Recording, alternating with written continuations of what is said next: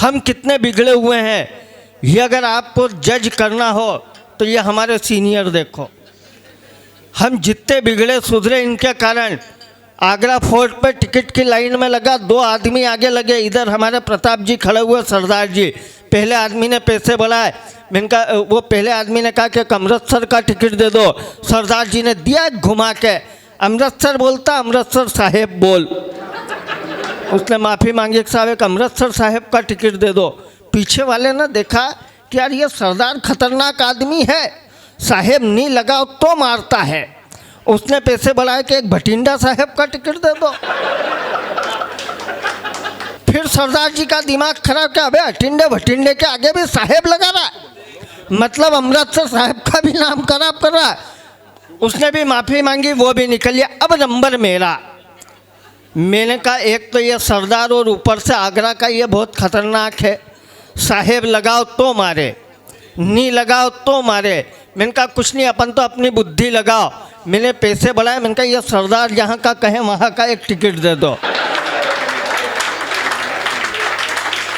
तो अपन काय के लिए टेंशन लेना। और ये दीदी आप ये मान के चलो कि ये जो पुरुष हैं ये में हम भी आ गए, इनको कुछ भी नहीं चाहिए।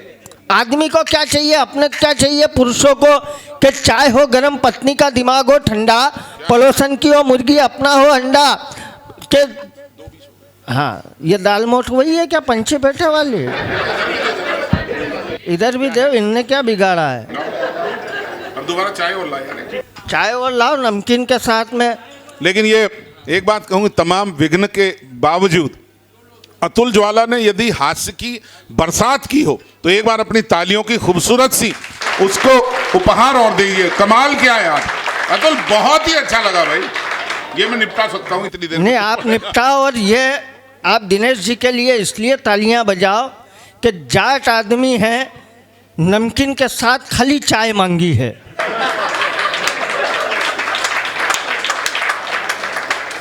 वरना कुछ और भी मांगा जा सकता था। हालांकि कार्यक्रम की स्थिति जैसी मोहित ने बताई है तो यही पता चल रहा है कि पानी में भी नीट पानी ही आएगा। तो मैं कह रहा था कि अपने को पुरुषों को क्या चाहिए, कुछ भी नहीं चाहिए। क्या चाहिए कि चाय हो गरम, पत्नी का दिमाग हो ठंडा, पड़ोसन की हो मुर्गी, अपना हो अंडा, मोबाइल टाइम टेबल से चार्ज हो जाए, गलती से साल भर का रिचार्ज हो जाए, गलती से साल भर का रिचार्ज हो जाए, गर्लफ्रेंड से सुबह शाम बात हो जाए, और पत्नी मायके जाए तो एक आध बार मुलाकात हो जाए। इससे ज़्यादा अपने को और क्या चाहिए? कि अपने को क्या चाहिए? अब आनंद लेना कि पत्नी कपड़े बर्तन ना धुलवाए, पुरानी सेटिंग बच्चों से मामा ना बुलवाए, पड़ोसन हंस के पूछ ले आप कैसे हो, रास्ते चलते लड़कियां बोले आप सलमान जैसे हो, ससुराल में साले अटेंशन रहे खड़े और साली जीजा जी कहकर गले पड़े। इससे ज़्यादा और अपने को क्या चाहिए? कि इससे ज़्यादा क्या चाहिए? अब थोड़ा सा और आनंद लेना और खुलना कि क्या चाहिए कि 6 अंकों में हो कमाई, गाय जैसी सीधी हो लुगाई। यही चाहिए सबको। हैं कर रो मिली, गाय जैसी सबको चाहिए, मिलती सांड जैसी है। वो कालका माता जब छाती पे पैर रखती है तो भोलेनाथ से हिलते नहीं बनता है। गाय जैसी चाहिए, किसी को नहीं मिलती है, ये खाली भ्रम है। अब आनंद लेना कि गाय जैसी सीधी हो लुगाई, 6 अंकों में हो कमाई, दोस्त का रोज शाम फोन आ जाए, पार्टी का हो गया इंतजाम, इम्पोर्टेंट वाली मंगवाई, ये छोड़कर आ जा सारे काम, 4 पैक के बाद भी गाड़ी ठीक से चले और 5 पैक के बाद भी पत्नी हंस के गले मिले। इससे ज़्यादा अपने को और क्या चाहिए? कि इससे ज़्यादा क्या चाहिए? हम सबको क्या चाहिए? वो 4 पंक्तियाँ सुनना कि हम सबको क्या चाहिए कि हर तरफ भारत माता की जय का जोर हो, तिरंगे का वर्चस्व चारों ओर हो, दुश्मन की नज़र रहे नीची, ऊंचा हमारा भाल रहे, भारत माँ का आंचल सदा सदा खुशहाल रहे, भारत को विश्व पटल पर सम्मान मिले और हमें हर जन्म में यह धरती हिंदुस्तान मिले। इससे ज़्यादा और हमें क्या चाहिए? कमाल कर दिया अतुल, बहुत अच्छा सुन रहे हैं आप। दिनेश जी बहुत अच्छा संचालन कर रहे हैं, बहुत अच्छी महफिल आपकी है। दिल जीत लिया बच्चे। और मेरा एक निवेदन है कि मैं एक छोटी सी कविता, चूँकि हम परिवार में हैं, बहुत दिनों बाद ये कविता मैं किसी मंच से सुना रहा हूँ। हाँ, मेरा निवेदन है। जी जी, वही सुना रहा था मैं। एक बार आप पिताजी ने ये कहा था कि जब मंच पे लोग मिठाई खा रहे हो बेटा तू कविता ही सुनाना।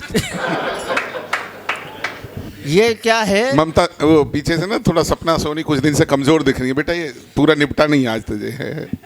तुमने खाती हुई भी अच्छी लगती हो। थोड़ी सी तालियां बजा दीजिए और एक शानदार कविता पिता के ऊपर।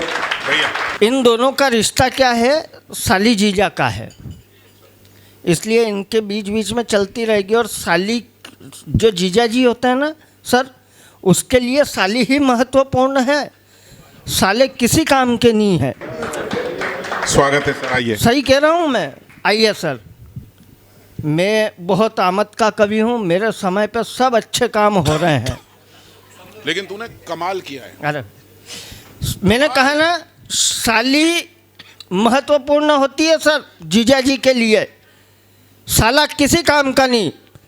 जीजा जी के लिए साली और साले में क्या अंतर होता है, आनंद लेना कुछ 4 पंक्तियों का।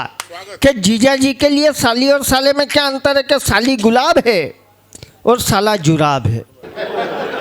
कि साली गुलाब है, साला जुराब है, साली प्रियंका चोपड़ा है, साला प्रेम चोपड़ा है, साली प्रियंका चोपड़ा है, साला प्रेम चोपड़ा है, साली फायदा ही फायदा है और साला आतंकी अलकायदा है।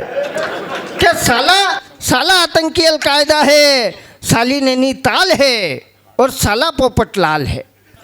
क्या साली नैनीताल है, साला पोपटलाल है, साली करंट है, साला वारंट है, साली मीठे अंगूर है, साला महिषासुर है, साली बसंत पंचमी है और साला नाग पंचमी है। अब आप आनंद में आ गए हैं तो बस कुछ पंक्तियां सुन लीजिएगा कि मेरा मानना यह है कि वह व्यक्ति दुनिया में सर्वाधिक धनवान है जिसके घर में उसके पिता जीवित है और सिर पे हाथ रखा हुआ है।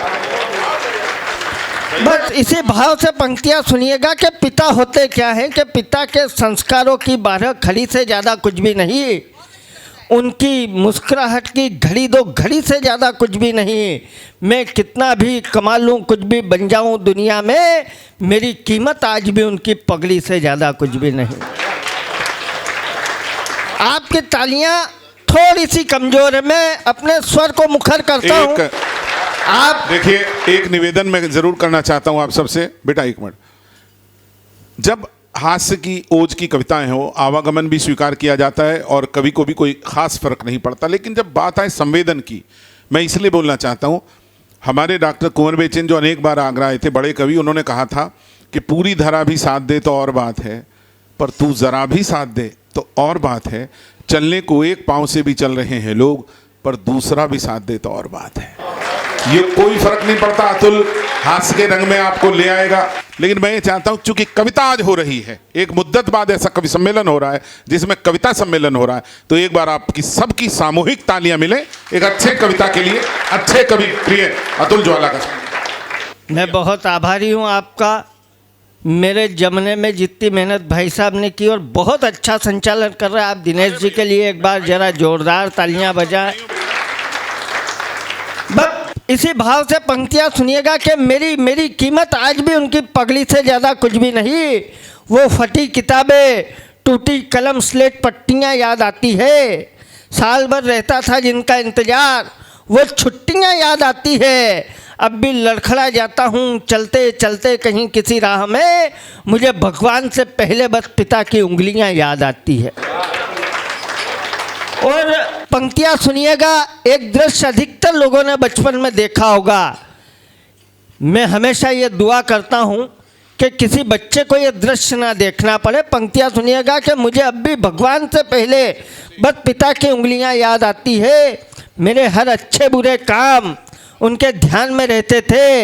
हम घर में नहीं, उनके दिलो जान में रहते थे। और मैं नई जींस टी शर्ट पहन सकूं दिवाली पर, इसीलिए पिता मेरे फटी बनियान में रहते थे। और अरमानों से लाई गुल्लक यूं ही फोड़ देता था, खाते खाते थाली में कलेवा छोड़ देता था। फिर भी पिता थे जो खुशी से मुस्कुराते थे, जब घर लाते ही पल में खिलौना तोड़ देता था।